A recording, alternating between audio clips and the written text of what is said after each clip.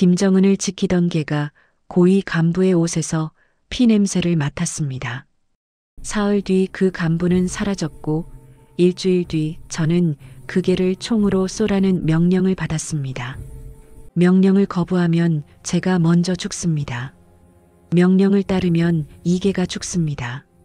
저는 북한 경호국 소속 근접 경호요원이었고 백령은 제가 3년 동안 함께 근무한 풍산계 경호견이었습니다. 그날 밤 저는 백령을 데리고 평양을 떠났습니다. 경호국 기밀 문서를 위조해 국경부대 이동 명령서를 만들었고 야간 순찰을 가장해 철책을 넘었습니다. 등 뒤에서 총성이 들렸고 어깨에 총알이 스쳤습니다. 백령의 뒷다리에서도 피가 흘렀습니다. 두만강 얼음은 절반만 얼어 있었습니다. 백령이 먼저 발을 디뎠고 저는 그 뒤를 따라 한 걸음씩 건넜습니다. 중국 땅에 닿았을 때 백령은 쓰러졌고 저는 그 개를 업고 어둠 속으로 달렸습니다. 당시 북한에서 김정은을 지키던 사람이 그 자리를 버리고 나온다는 것은 가족 전체가 정치범 수용소로 끌려간다는 뜻이었습니다. 제 아버지는 이미 10년 전 정치범으로 처형당했고 저는 그 죄를 충성으로 씻으며 살아왔습니다. 그럼에도 저는 이 개 한 마리를 살리기 위해 남은 모든 것을 버렸습니다. 지금 저는 한국에서 살고 있습니다. 백령은 이미 늙어 은퇴했지만 한국에서 수십 명의 목숨을 구한 구조견으로 기록되어 있습니다. 지금부터 그 이유를 말씀드리겠습니다. 이 이야기가 누군가의 용기가 되길 바랍니다. 구독과 좋아요로 함께해 주세요. 평양 외곽 경호국 훈련장에서 백령을 처음 본 날은 눈이 내렸습니다. 그해 저는 29살 군관학교를 수석으로 졸업하고 보위부를 거쳐 경호국 6국 3과에 배치된 지 석 달째였습니다. 훈련장 견사 앞에 풍산개 6마리가 쇠사슬에 묶여 있었습니다. 하얀 털에 눈발이 내려앉았고 곱게 선 귀가 미세하게 떨렸습니다. 제가 다가가자 가장 덩치 큰 개 한 마리가 입술을 걷어 올렸습니다. 낮게 깔린 으르렁 소리, 목 근육이 팽팽하게 당겨진 모습. 과장이 그 개를 가리켰습니다. 이놈이 내 담당이다. 최고 지도자 곁을 지킬 개다. 이름은 백령. 저는 무릎을 굽히고 손을 천천히 내밀었습니다. 백령이 코를 벌름거렸습니다. 한참 후 백령의 으르렁 소리가 멈췄습니다. 과장이 말했습니다. 개가 너를 받아들였다. 이제부터 너희 둘은 한 몸이다. 새벽 5시 기상, 10km 산악 구보, 폭발물 냄새 탐지 훈련. 백령은 특히 피 냄새에 민감했습니다. 훈련장에 묻어둔 혈흔 샘플 앞에서 백령은 절대 움직이지 않았습니다. 몸을 바닥에 붙이고 꼬리를 곧게 세우고 코로 땅을 긁었습니다. 잘했다. 제가 머리를 쓰다듬으면 백령은 짧게 코를 킁거렸습니다. 이 소리는 백령만의 신호였습니다. 만족할 때 내는 소리. 경호국은 북한에서 보위부보다 위에 있었습니다. 안에서 일하는 사람들은 서로를 감시했고 한 사람의 실수는 가족 전체를 지웠습니다. 복도에서 마주쳐도 눈을 마주치지 않았고 식당에서도 말을 아꼈습니다. 유일하게 솔직할 수 있는 존재가 백령이었습니다. 밤 근무를 마치고 견사로 돌아가면 백령은 제 옆에 몸을 기댔습니다. 따뜻한 체온, 고른 숨소리. 저는 백령의 목덜미를 쓰다듬으며 눈을 감았습니다. 제 아버지는 10년 전 정치범으로 총살당했습니다.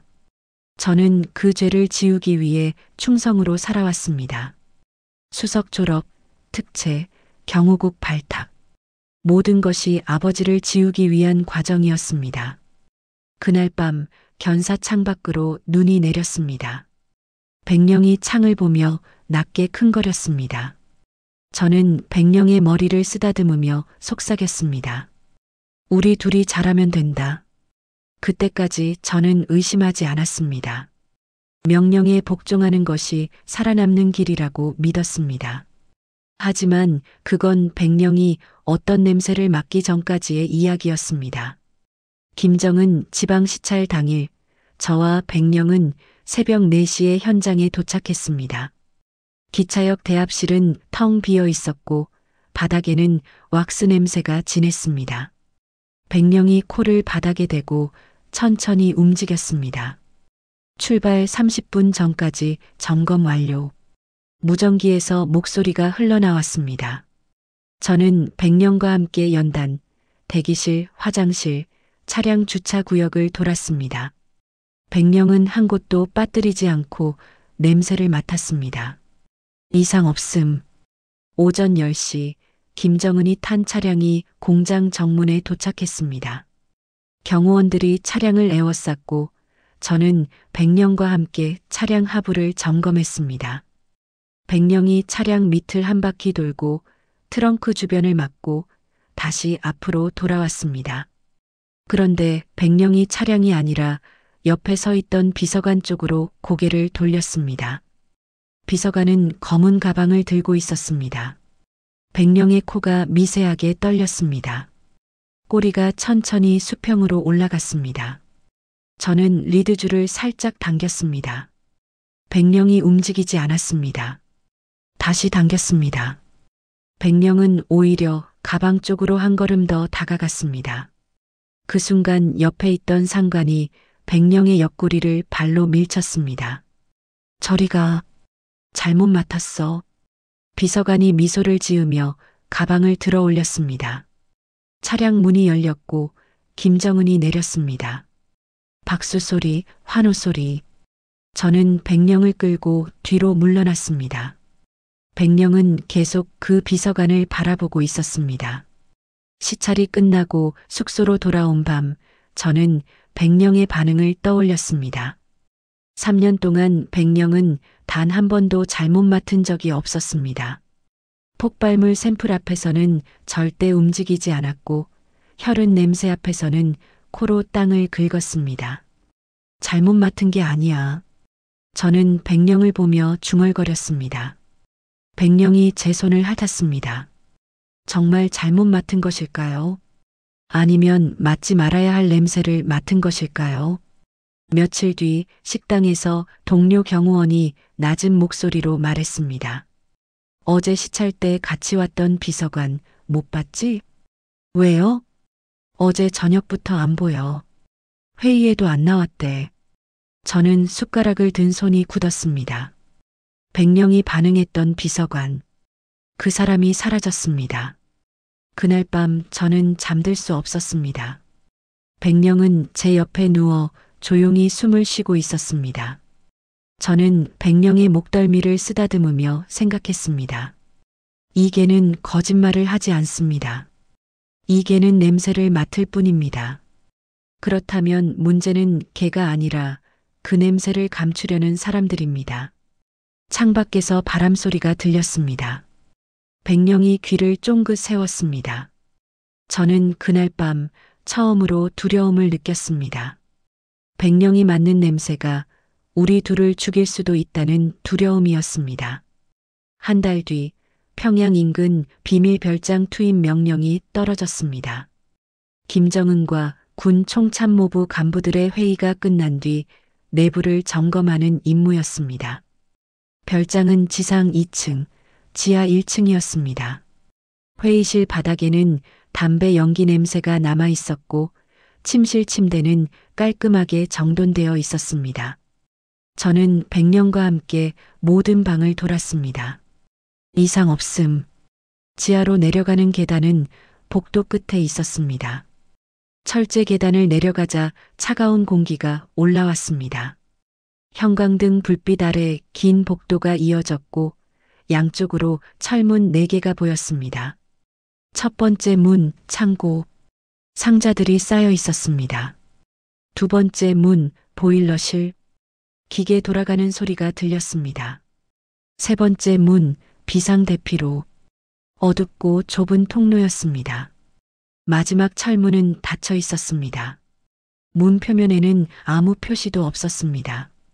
저는 백령을 데리고 그 문 앞까지 걸어갔습니다. 백령이 멈춰섰습니다. 귀가 뒤로 젖혀졌습니다. 꼬리가 천천히 수평으로 올라가더니 곧게 펴졌습니다. 몸이 낮아지면서 배가 바닥에 닿았습니다. 코가 문틈을 향했습니다. 저는 리드줄을 당겼습니다. 백령이 움직이지 않았습니다. 힘을 더 줘서 당겼습니다. 백령은 오히려 앞발로 바닥을 긁기 시작했습니다. 발톱이 콘크리트 바닥을 긁는 소리가 복도에 울렸습니다. 문틈에서 냄새가 올라왔습니다. 피와 소독약이 섞인 냄새. 군 병원에서 맡았던 것과 비슷했지만 더 짙고 무거웠습니다. 쇠 냄새도 섞여 있었습니다. 저는 무전기를 꺼냈습니다. 지하복도 끝 철문에서 개가 특이 반응 보입니다. 30초 후 상관이 계단을 내려왔습니다. 구두 소리가 복도에 울렸습니다. 상관이 백령을 보더니 인상을 찌푸렸습니다. 뭐 하는 거야? 개가 움직이지 않습니다. 상관이 철문을 보더니 제 팔을 잡아 끌었습니다. 이리 와. 복도 반대편까지 끌려갔습니다. 상관이 낮은 목소리로 말했습니다. 그 방은 원수님 건강을 위한 의료시설이다. 개를 끌고 여기 다시 오지 마. 하지만 개가 명령이다. 상관의 눈빛이 차가웠습니다. 저는 고개를 숙였습니다. 알겠습니다. 저는 백령을 데리고 지상으로 올라왔습니다. 백령은 계단을 오르면서도 계속 뒤를 돌아봤습니다. 귀가 뒤쪽을 향했고 코를 벌름거렸습니다. 차량에 올라탔을 때도 백령은 창밖을 보며 낮게 킁거렸습니다. 불안할 때 내는 소리였습니다. 사흘 뒤 별장 회의에 참석했던 고위 간부 한 명이 공식 석상에서 사라졌습니다. 군 총참모부 부총참모장급 인사였습니다. 조선중앙방송은 그의 이름을 더 이상 부르지 않았고 경호국 내부에서도 그에 대한 언급이 금지되었습니다. 저는 백령이 반응했던 철문을 떠올렸습니다. 피냄새, 소독약 냄새, 쇠 냄새, 그리고 사라진 간부. 우연일 리 없었습니다. 그날 밤 견사에서 백령이 제 무릎에 턱을 올렸습니다. 저는 백령의 머리를 쓰다듬으며 속삭였습니다. 내가 맡은 게 뭐였니? 백령이 눈을 감았습니다. 저는 그제야 깨달았습니다. 백령이 맡는 냄새는 폭발물이나 독극물만이 아니었습니다. 백령은 권력의 냄새를 맡고 있었습니다. 은폐된 죽음, 사라진 사람들, 절대 드러나서는 안 되는 진실. 창밖에서 까마귀 우는 소리가 들렸습니다. 그날 이후로 백령이 맡는 모든 냄새가 두렵기 시작했습니다. 별장 사건 이후 석 주가 지났습니다. 과장이 저를 부르는 횟수가 늘어났습니다. 복도에서 동료들과 마주치면 그들은 눈을 피했습니다. 누군가 제 뒤를 따라오는 것 같았습니다. 어느 날 오후 경호국 본부 복도를 지나가다 회의실 문틈으로 목소리가 들렸습니다. 이번 건 걔가 먼저 알아챘잖아. 걔야 교체하면 그만이지. 문제는 그게 담당자야. 심장이 빠르게 뛰었습니다. 저는 발소리를 죽이고 복도 끝으로 걸어갔습니다. 그날 저녁 과장이 저를 불렀습니다. 집무실에 들어가자 과장은 창밖을 보고 있었습니다. 최강훈 동무 앉게. 저는 의자에 앉았습니다. 과장이 천천히 돌아섰습니다. 그동안 수고 많았네. 감사합니다. 경호국에서 필요 없는 눈과 귀는 오래 남지 못하네. 알지? 목구멍이 말랐습니다.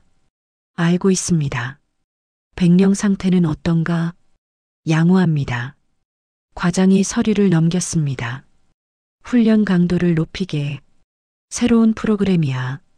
서류를 보니 실탄 사격장 직접 노출, 폭발물 처리 현장 투입, 위험지역 단독 수색이 적혀 있었습니다. 모두 개가 다치거나 죽을 수 있는 훈련이었습니다. 이건 명령이야. 과장의 목소리가 낮아졌습니다. 개를 바꿀 생각은 없나? 없습니다. 그럼 훈련 시작하게. 다음 날부터 백령은 위험한 훈련에 투입되었습니다. 사격장 표적 뒤 경계 임무, 폭발물 샘플 직접 접촉 훈련. 어느 날 백령이 장애물을 넘다 넘어졌습니다. 앞다리를 절뚝였습니다. 수의관이 진찰 후 말했습니다. 경미한 염자입니다. 2주면 회복됩니다. 그날 저녁 과장이 다시 불렀습니다. 개 상태가 어떤가? 2주 후 복귀 가능합니다. 과장이 담배를 꺼냈습니다. 연기를 내뿜으며 말했습니다. 경호견이 임무를 못하면 그건 더 이상 경호견이 아니네. 폐기하라는 뜻이었습니다. 밤 10시 저는 견사로 갔습니다. 백령이 다친 발을 끌며 다가왔습니다. 제 손을 하였습니다. 저는 백령을 안고 바닥에 앉았습니다. 동료 한 명이 견사문을 열고 들어왔습니다. 주변을 살피더니 속삭였습니다. 요즘 위에서 너 이름이 자주 나온다. 조심해. 알겠습니다. 걔 때문에 너까지 올라갈 수 있어. 동료가 나간 후 백령이 제 무릎에 턱을 올렸습니다. 따뜻한 숨결이 손등에 닿았습니다. 지금 이 자리를 지키는 것이 살아남는 길일까요? 아니면 여기서 떠나는 것이 살리는 길일까요? 아버지는 10년 전 죽었습니다. 저는 그 죄를 충성으로 지웠습니다. 하지만 이제 그 충성이 저를 죽이려 하고 있었습니다. 견사 밖에서 발소리가 들렸습니다. 누군가 문고리를 잡았습니다. 2월 열나흘 밤 저는 경호국 기밀 문서실에 들어갔습니다. 복도는 조용했고 형광등만 깜빡였습니다. 서류함을 열고 이동 명령서 양식을 꺼냈습니다. 경호견 훈련 목적 국경지대 부대 이동 승인. 과장 도장을 몰래 찍었습니다. 손이 떨렸습니다. 서명란에 과장 필적을 따라 썼습니다. 발각되면 즉시 총살입니다. 새벽 3시 50분 저는 견사로 갔습니다. 백령이 일어나 꼬리를 흔들었습니다. 저는 백령의 목에 리드줄을 채우고 속삭였습니다. 조용히. 백령이 킁거렸습니다. 알았다는 신호였습니다. 차량 보관소에서 군용 지프를 끌고 나왔습니다. 시동을 걸자 엔진 소리가 새벽 공기를 찢었습니다. 초소로 향했습니다. 경비병이 창문을 두드렸습니다. 명령서. 저는 위조 문서를 건넸습니다. 경비병이 불빛에 비쳐 확인했습니다.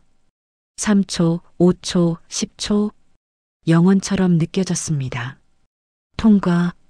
차단기가 올라갔습니다. 저는 천천히 엑셀을 밟았습니다. 100m로 초소가 멀어졌습니다. 평양 외곽도로는 텅 비어 있었습니다. 가로등 없는 길, 양쪽으로 어둠만 펼쳐졌습니다. 백령은 조수석에서 창밖을 보고 있었습니다. 무전기에서 일상적인 경호국 통신이 흘러나왔습니다. 제3초소 야간 근무 교대. 식당 조식 준비 시작. 아직 제 타령이 발각되지 않았습니다. 5시간을 달렸습니다. 해가 떠올랐습니다. 국경 도시 표지판이 보였습니다. 오후 1시 국경부대에 도착했습니다. 부대장이 명령서를 받아들었습니다. 서류를 보더니 고개를 끄덕였습니다. 훈련 일정은 오늘 저녁부터입니다. 숙소는 저기 막사쓰게. 저는 백령과 함께 막사로 들어갔습니다. 창밖으로 철책이 보였습니다. 삼중 철책, 100m마다 초소, 초소마다 투강등. 해가 기울었습니다. 저는 배낭에 물, 칼, 손전등을 챙겼습니다. 백령의 목에서 경호국 표식을 떼어냈습니다. 작은 금속 목걸이, 경호국 6국 3과라는 글자가 새겨져 있었습니다. 주머니에 넣었습니다. 밤 8시 저는 야간 순찰을 명분으로 밖으로 나갔습니다. 백령과 함께 철책 방향으로 걸었습니다. 초소 불빛이 보였습니다. 교대 시간은 밤 10시 30분. 30분 전이 가장 느슨한 시간이었습니다. 밤 10시 저는 첫 번째 철책 앞에 섰습니다. 아래쪽에 낡은 구간이 있었습니다. 누군가 절단했던 흔적. 저는 철사를 손으로 벌렸습니다. 백령을 먼저 밀어 넣었습니다. 백령이 몸을 낮추고 철책 아래로 기어갔습니다. 저도 뒤따라 들어갔습니다. 철사가 등을 긁었습니다. 옷이 찢어지고 피가 났습니다. 두 번째 철책, 세 번째 철책. 같은 방식으로 통과했습니다. 팔과 다리가 긁혔습니다. 백령의 옆구리에서도 피가 흘렀습니다. 마지막 철책을 넘었을 때 강둑이 보였습니다. 두만강, 달빛에 비친 강물과 얼음, 등 뒤에서 투강등이 켜졌습니다. 눈이 부셨습니다. 확성기에서 목소리가 터졌습니다. 멈춰라. 즉시 그 자리에 멈춰라. 저는 백령과 함께 강둑을 향해 달렸습니다. 총성이 울렸습니다. 귓가에서 쇳소리가 터졌습니다. 어깨에 뜨거운 것이 박혔습니다. 다리가 휘청거렸지만 멈추지 않았습니다. 백령이 제 앞을 달렸습니다. 50m, 30m, 10m. 강둑에 도착했습니다. 그 순간 저는 김정은의 경호원이 아니라 백령 하나만 지키는 주인이었습니다. 백령이 먼저 강 위로 내려갔습니다. 발을 조심스럽게 디디며 얼음을 확인했습니다. 저는 백령의 뒤를 따라 강 위에 발을 내디뎠습니다. 얼음이 삐걱거렸습니다. 한 걸음 내디딜 때마다 발밑에서 소리가 났습니다. 백령이 멈춰서서 뒤를 돌아봤습니다. 저는 고개를 끄덕였습니다. 백령이 다시 앞으로 나아갔습니다. 얼음 아래로 물 흐르는 소리가 들렸습니다. 검은 물과 하얀 얼음이 섞인 강 표면. 어디가 안전한지 알 수 없었습니다. 등 뒤에서 다시 총성이 터졌습니다. 총알이 얼음을 맞췄습니다. 쾅! 얼음 조각이 튀었습니다. 제 뺨에 날카로운 것이 스쳤습니다. 따뜻한 액체가 흘렀습니다. 빨리! 저는 백령을 향해 소리쳤습니다. 백령이 속도를 냈습니다. 강 중간 지점, 얼음이 더 얇았습니다. 백령의 뒷발이 얼음을 뚫고 물속으로 빠졌습니다. 백령! 저는 달려가 백령의 목덜미를 잡았습니다. 힘껏 끌어올렸습니다. 백령이 다시 얼음 위로 올라왔습니다. 뒷다리에서 피가 흘렀습니다. 총알이 스친 자국이었습니다. 백령이 다리를 절뚝이며 앞으로 나아갔습니다. 저도 뒤따랐습니다. 어깨에서 피가 흘러 팔을 타고 내려왔습니다. 손이 미끄러웠습니다. 강 반대편이 보였습니다. 중국 쪽 강둑. 나무들이 어둠 속에 서 있었습니다. 조금만 더. 백령이 마지막 힘을 다해 강둑을 기어 올랐습니다. 저도 손으로 흙을 움켜쥐며 올라갔습니다. 등 뒤에서 확성기 소리가 들렸습니다. 사격 중지, 국경선 이탈. 투강등 빛이 강 중간에서 멈췄습니다. 더 이상 총성은 들리지 않았습니다. 저는 백령을 안고 숲속으로 달렸습니다. 나무 사이로 몸을 숨기고 나뭇잎이 쌓인 곳에 주저앉았습니다. 숨이 목까지 차올랐습니다. 백령의 뒷다리를 확인했습니다. 총알이 근육을 스쳤습니다. 뼈는 괜찮았습니다. 저는 옷을 찢어 백령의 다리를 감았습니다. 백령이 제 손을 핥았습니다. 괜찮아. 우리 해냈어. 백령이 낮게 킁거렸습니다. 아파하는 소리였습니다. 저는 백령을 안고 숲속을 걸었습니다. 어디로 가야 할지 몰랐습니다. 그저 북쪽에서 멀어지기만 하면 되었습니다. 1시간을 걸었습니다. 마을 불빛이 보였습니다. 조선족 마을이었습니다. 저는 불이 꺼진 집 한 채 앞에 섰습니다. 문을 두드렸습니다. 한참 후 불이 켜졌습니다. 문이 열리며 50대 남자가 나왔습니다. 저를 보더니 한숨을 쉬었습니다. 또 왔구만. 남자가 저를 안으로 들였습니다. 백령을 보더니 고개를 저었습니다. 걔까지 데리고 온 사람은 처음이야. 남자는 따뜻한 물과 빵을 줬습니다. 백령에게도 물을 줬습니다. 백령이 물을 핥았습니다. 남자가 말했습니다. 걔 버리고 혼자 가. 걔 데리고 가면 한국 못 가. 저는 고개를 저었습니다. 이게 없이는 안 갑니다. 남자가 한참 저를 보더니 다시 한숨을 쉬었습니다. 그럼 돈이 2배야. 그리고 시간도 오래 걸려. 상관없습니다. 남자가 담배를 꺼냈습니다. 연기를 내뿜으며 말했습니다. 이틀 후에 사람 보낼게. 그때까지 여기 숨어 있어. 저는 고개를 숙였습니다. 감사합니다. 남자가 나간 후 저는 백령을 안고 방 구석에 앉았습니다.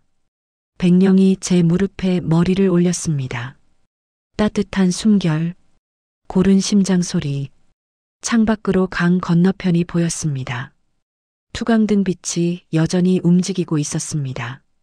저를 찾고 있는 빛이었습니다. 이미 너무 많은 사람을 버렸습니다.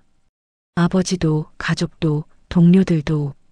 더는 제 손으로 누구도 버리고 싶지 않았습니다. 백령조차도. 중국에서 6개월을 숨어 지냈습니다. 조선족 마을을 전전하며 공안을 피했습니다. 백령은 낮에는 집 안에 숨어 있었고 밤에만 밖으로 나왔습니다. 브로커가 찾아온 것은 3개월째였습니다. 마른 체격의 40대 남자. 담배 냄새가 진했습니다. 한국까지 가는데 1,000만 원. 걔 데리고 가면 2,000만 원. 돈이 없습니다. 그럼 일해.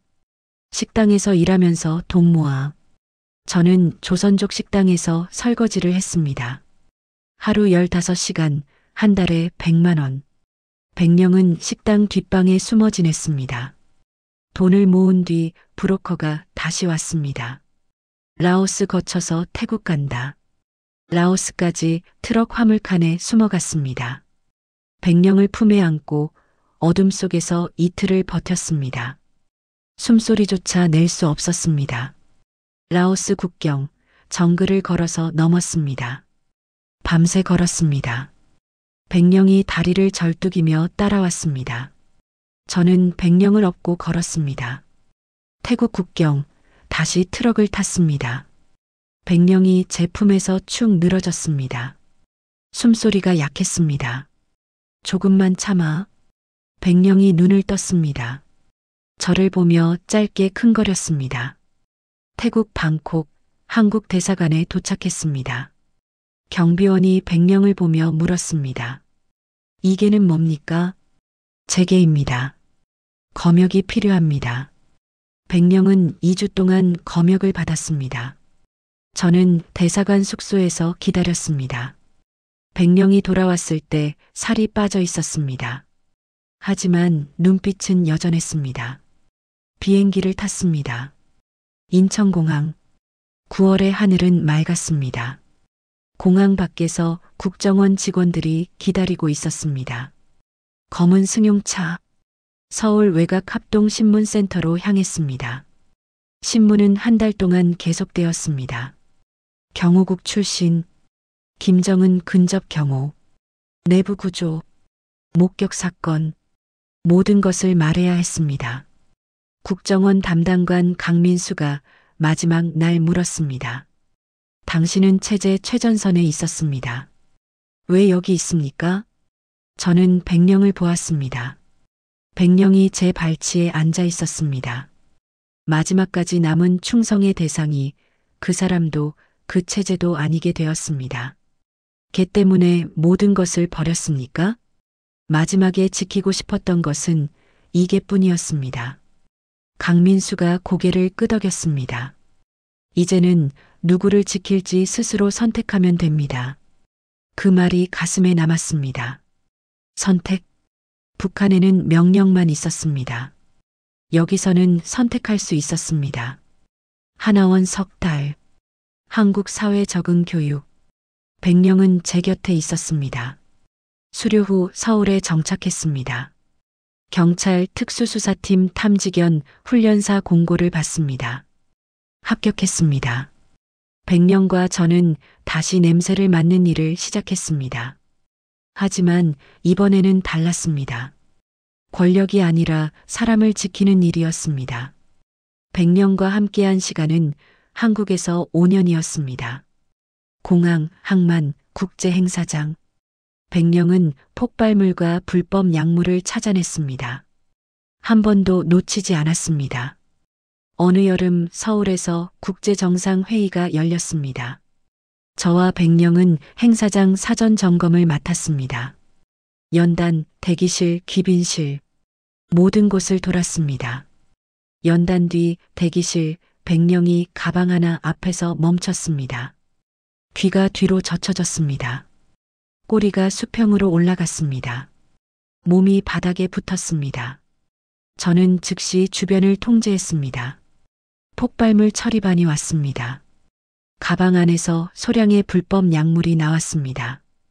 행사 관계자가 반입하려던 것이었습니다. 사건은 조용히 처리되었습니다. 행사는 무사히 끝났습니다.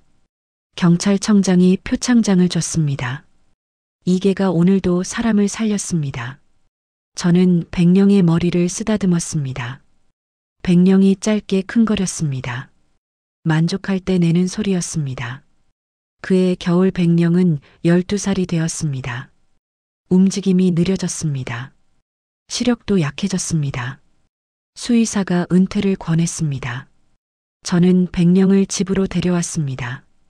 작은 마당이 있는 집. 백령은 마당에서 햇볕을 쬐었습니다. 저는 퇴근 후 백령과 산책했습니다.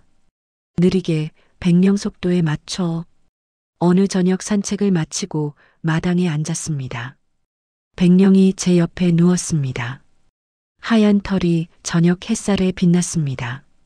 저는 문득 평양 별장 지하복도를 떠올렸습니다. 닫힌 철문 앞에서 멈춰 섰던 백령. 그날 맡았던 냄새가 무엇이었는지 저는 아직도 정확히 모릅니다. 하지만 그 냄새가 우리 둘의 삶을 바꿨습니다. 당시 북한에서는 냄새 하나가 사람의 생사를 갈랐습니다. 그때는 진실을 숨기기 위해 냄새를 지웠습니다. 하지만 이제 저는 그 냄새로 사람을 살리고 있습니다. 백령이 제 손을 핥았습니다. 따뜻한 혀의 감촉. 저는 백령의 목덜미를 쓰다듬으며 속삭였습니다. 고생 많았다. 백령이 눈을 감았습니다. 저녁 바람이 불었습니다. 백령의 털이 바람에 흔들렸습니다. 하늘이 붉게 물들었습니다. 저는 백령을 안고 한참을 앉아 있었습니다. 그리고 제 곁에는 그 모든 순간을 함께한 한 마리 풍산개가 있습니다.